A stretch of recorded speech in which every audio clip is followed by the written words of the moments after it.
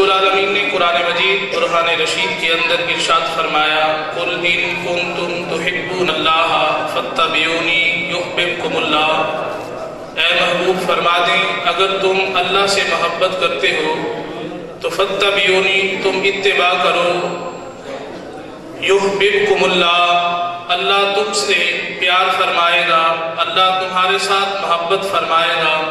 مراد یہ ہے کہ جب خدا سے ہماری محبت کامل ہوگی تو اس سے قبل مصطفیٰ سے ہماری محبت کامل ہونی چاہیے۔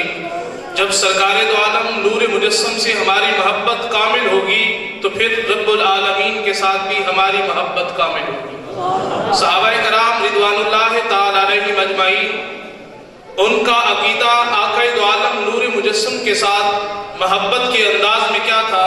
فرمایا جب بھی ہم چہرہ مصطفیٰ کو دیکھتے تھے وجہہ برکت مصحف ہمیں یوں لگتا تھا جیسے ابھی ابھی تازے قرآن کے ورقے کھلے ہیں۔ تو اسی طرح سرکار دو عالم نور مجسم شفیع معظم صلی اللہ علیہ وسلم کے پیارے غلام حضرت زید رضی اللہ تعالیٰ عنہ جب ابو سفیان کے محاصرے میں آئے اس وقت انہوں نے کلمہ نہیں پڑھا تھا، بعد میں حضرت ابو سفیان بنے ہیں۔ تو عالم کیا تھا؟ انہوں نے کہا اے زید آج تلواریں ہماری ہیں، گردن تیری ہے، آج تو ہمارے محاصرے کے اندر ہے۔ اے زید اگر تیرے سے مشورہ کرنا چاہتا ہوں کہ آج جس سے تو پیار کرتا ہے تیرا محبوب اس جگہ پہ ہوتا اور تو اپنے گھر کے اندر آرام کرتا، تجھے کیسا لگتا ہے؟ اے زید دیکھ آج ہماری تلواریں ہیں، تیری گردن ہے، اگر ہم تلواریں چلائیں تو ٹکڑے ٹکڑے ہو سکتا ہے۔ زید تو کس جادوگر کے پیچھے نعوذ باللہ من ذالک لگا ہوا ہے، چھوڑ دے اسے۔ فرمایا کہ ابو سفیان کہنے لگا کہ اے زید تو جو جتنی محبت کرتا ہے اس محبت کو ایک سائڈ کر دے اور آقا دو عالم نور مجسم شفیع معظم کا دامن چھوڑ دے، اور کہا کہ یہ بتا تیری محبت کتنی ہے آقا کے ساتھ؟ اتحبون محمدًا صلی اللہ علیہ وسلم، کتنی محبت کرتا ہے سرکار کے ساتھ؟ حضرت زید رضی اللہ تعالیٰ عنہ آپ فرمانے لگے، فرمایا تو پوچھتا ہے تلواریں دکھاتا ہے اور یہ کہتا ہے کہ ٹکڑے ٹکڑے کر دیں گے، تیرا خون بہہ جائے گا۔ فرمایا تو جو مرضی کرتا رہے، معاملہ یہ نہیں ہے۔ فرمایا ہم صحابہ کی محبت آقا دو عالم نور مجسم شفیع معظم کے ساتھ کیا ہے؟ فرمایا یہ محبت ہے الآن فی المکان تصیب شوقا۔ فرمایا اگر ایک کانٹا آقا دو عالم نور مجسم کی ذات مبارکہ کو لگ جائے، چبھ جائے، ہم صحابہ برداشت نہیں کرتے، جان تو دے دیتے ہیں، مصطفیٰ کا دامن نہیں چھوڑتے۔ حضرت سعد بن ربیعہ رضی اللہ تعالیٰ عنہ آپ محبت کی عالم میں ہے اور میدان احد ہے، اس پتھریلی زمین کے اوپر آپ لیٹے ہوئے ہیں، فرمایا جنگ کا عالم تھا، لڑتے لڑتے یہاں تک کہ زخموں سے چور و چور ہو جاتے ہیں، اور محققین فرماتے ہیں حضرت زید رضی اللہ تعالیٰ عنہ کو سرکار نے بھیجا، فرمایا جاؤ جا کے سعد بن ربیعہ کا حال پوچھ کے آؤ۔ حضرت زید وہیں سے چلتے ہیں، چلتے چلتے حضرت سعد بن ربیعہ کے پاس پہنچتے ہیں، کیا عالم ہے، کیا حالت ہے؟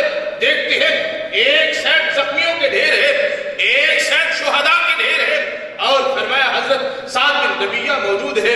دیکھ کے فرمانے لگے، پوچھتے ہیں، فرمایا کہ کئی فتاجدو کا یا سعد، سعد تیرا کیا حال ہے؟ فرمایا کہ حضرت سعد کی حالت کیا تھی؟ اذن بھی 70 بدنن 70 زخم مبارک آپ کے جسم مبارک پہ آئے ہوئے تھے، یہ عالم تھا، زخموں سے چور چور ہے، لیکن آخری عدالت، آخری حالت ہے آپ کی۔ فرمایا قریب ہوتے ہیں، قریب ہو کے پوچھتے ہیں کئی فتاجدو کا یا سعد، اے سعد تیرا کیا حال ہے؟ مدینے والا تجھے سلام پیش کر رہا ہے۔ فرمایا حضرت زید اسی آخری رمقوں سے واپس لوٹتے ہیں، فرماتے ہیں اذن بھی آخر رمق، آخری رمقیں چل رہی تھی، سانس کی آخری روانیت تھی، جب میں نے آقا کا پیغام پہنچایا ہے، عاشق تڑپ گیا ہے، اپنے عالم کو بھول گیا ہے، علالت کو بھول گیا ہے۔ فرمایا آنکھ کھول کے جواب دیتا ہے وعلیکم السلام، اور عرض کرتا ہے میرا سلام بھی ماہی کی بارگاہ میں پیش کر دینا۔ فرمایا یہ عالم ہے حضرت سعد بن ربیعہ رضی اللہ تعالیٰ عنہ کا۔ تو پوچھا کہ بتائیں تو صحیح آپ کی حالت کیا ہے اور یہاں رہ کے آپ کیا محسوس کر رہے ہو؟ فرماتے ہیں کتنا گرم مدینے والے کا میرے اوپر ہو گیا ہے۔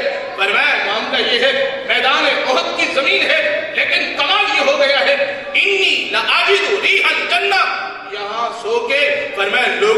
जन्नत की खुशबुएं क़यामत के दिन के बाद मिलेगी, जब सजा और जजा के फैसले होंगे।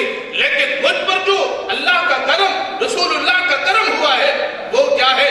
सोया हुआ मैदान उहद की जमीन पे हूँ, यहाँ से जन्नत की खुशबुएं रब मुझे अता फरमा रहा है। और मैं ये आदत है मेरे दोस्तों, इसी तरह जब हमारी मोहब्बतों के सबूत नमाज के साथ होंगे, आका की आंखों को हम ठंडा करेंगे, उस वक्त हमारी जानिब भी करम के बादल बरसते रहेंगे।